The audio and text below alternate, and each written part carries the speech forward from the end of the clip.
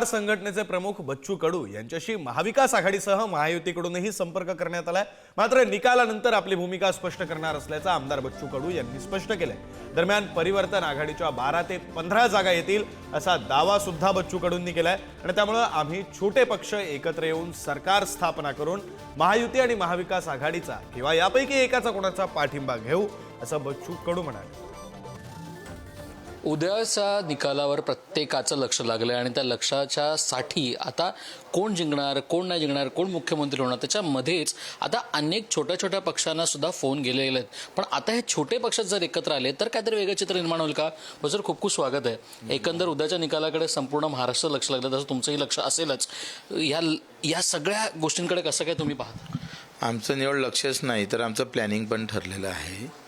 लहान पक्ष आणि अपक्ष हे सरकार स्थापन करू शकेल अशी अवस्था राज्यात येईल। त्याच्यानं आम्ही सर्व लहान पक्ष आणि अपक्षांना आवाहन करतोय का आपण पहिले एकत्रीकरण करू आणि एकत्रीकरण करून आपण सत्तेपर्यंत जाऊ, सत्ता आपण स्थापन करू आणि मोठ्या पक्षाचा पाठिंबा घेऊ। पण सगळ्यानंतर तुम्ही आताच बोलताना दोन्ही उदाहरणं दिले, म्हणजे हे देशात आपल्या भारतात पण झालेलं आहे। ज्या 5-6 खासदार असलेल्या व्यक्तींना पण पंतप्रधान केलं गेलं, तर सीएम का नव्हू शकत? हेच तुमचं म्हणणं आहे का? हेच तुमचं प्लॅन आहे? हां, झारखंडला एकाच आमदार मुख्यमंत्री करावं लागलं कारण ते एकच सत्तेपर्यंत नेत होतं। ते एक नसतं तर सत्ता झाली नसती आणि असं चित्र आज महाराष्ट्रात आहे। त्याचा पुरेपूर फायदा अपक्ष आणि लहान पक्ष घेईल। एकंदर पाहिलं गेलं तर आता सगळीकडे आता महायुती असो किंवा महाविकास आघाडी असो सगळ्यांना फोन गेला असे म्हणणे, तुम्हाला सुद्धा फोन आले असेल, तुम्ही पण त्यांना फोन केले असेल, हे सगळं झालंय का? आता एकमेकाला सगळेच जण फोन करत आहे। आघाडी आणि युतीमध्ये सुद्धा कदाचित काय होईल ते सांगता येत नाही आणि त्याचाच फायदा आम्ही घेऊ।